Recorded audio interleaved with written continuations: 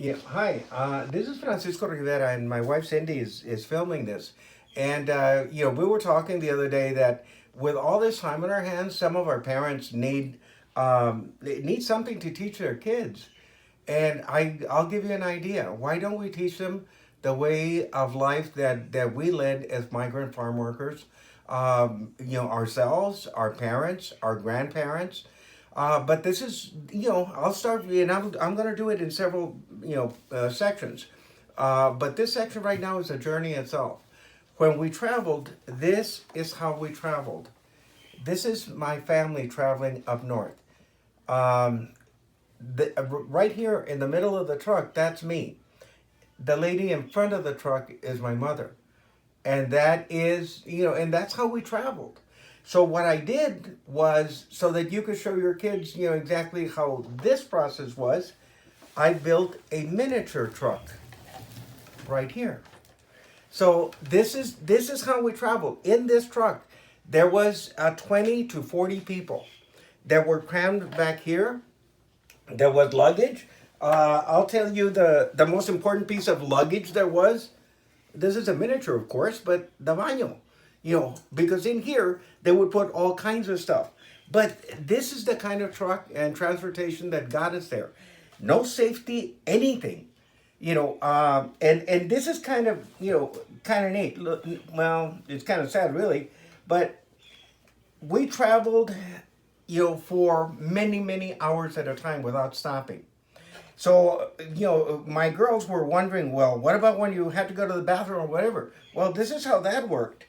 We would take a sheet, this represents a sheet, and we would throw it, right over one of these chains, one of these chains in the truck, and we would use the bathroom over here. So, the bathroom is right here. For those of you that were migrants, you'd recognize this in 2 seconds. These were called bacines. So a bacine is basically what you used. So the bacines were located right here behind this little partition.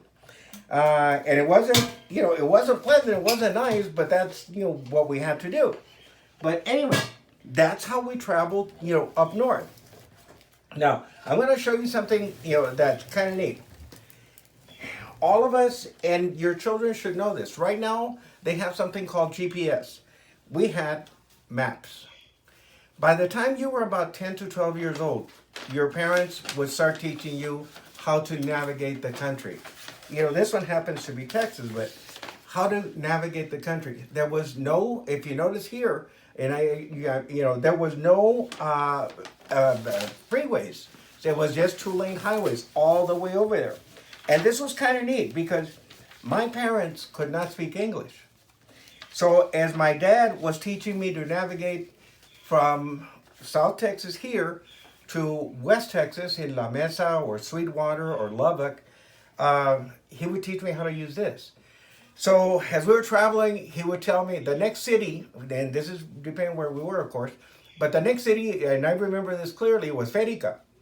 And I would look for on the map on that highway, and there was no Ferica. There was Fredericksburg, but no Ferica. So I kept telling her that there was no Ferica up ahead. And he was upset that I could not read a map. And I kept telling him that the next town was Fredericksburg. And he kept saying, no, Ferica was the next town. Well, guess what? He was right, and so was I. Because in English, it's pronounced Fredericksburg. He pronounced it Ferica. I had to learn names like Sweetwater. Sweetwater was Sweetwater. Lovica. Lovica was Lubbock.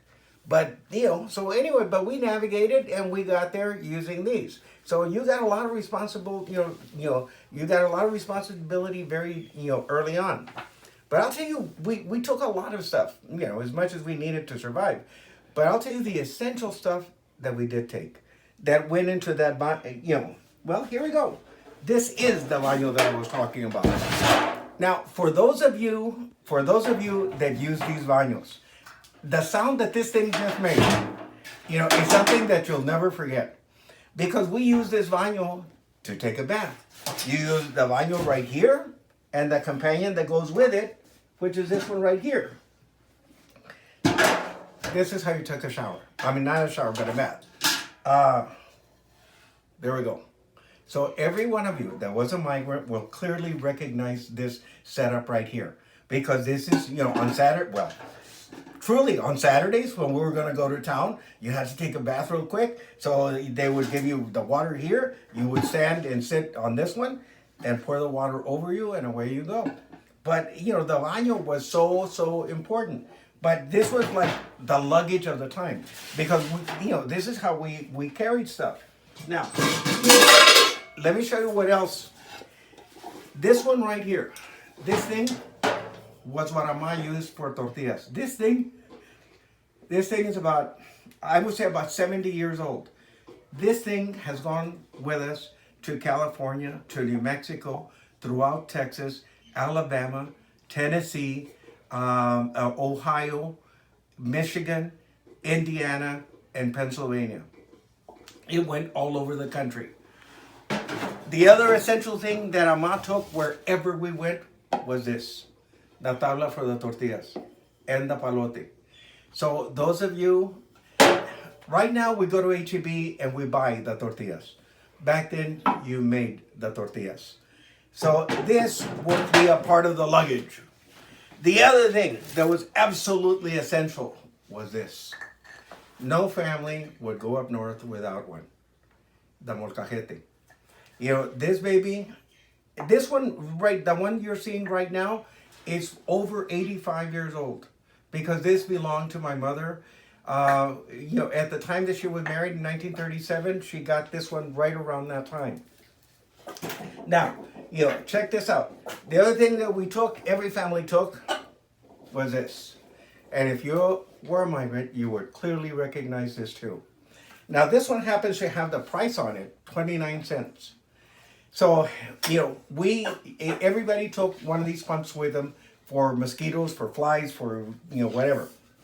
Look at this. Now, the other thing we took, every family took one, right here. This is what we make coffee in. Every family took one of those. And you notice again that I'm putting them on the baño because this was our luggage. Look at this. I love this one. I have one of my daughters. One of my daughters, if you touch her drink, her Coke, her water, she'll go ballistic and will not drink it from it again. She'll probably throw it away. Look at how we drank water. And again, you did too if you were a migrant. This is how you drank water. All of us from the same bucket. So if there was, in our family, 8 or 9 people, all of us drank from the same bucket. And we never got sick, so I guess it was okay. But every family there in the branch that we were going to, every one of them had, this setup. Now, check this out. Ama took her own coffee from here because they didn't have el gallito where we were going. So she would take this, and the other thing was fideo. The little yellow boxes, she would take her own fideo because there was no fideo where we were going. Now, I'm going to just move this from here just for a second. But essentially, this thing was okay.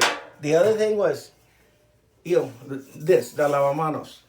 Just to wash up every morning. This went with us also. Now, I'm going to get this out of the way for a second. Check this out. We were going to travel for days at a time. 2 or 3 days to go from here to Michigan.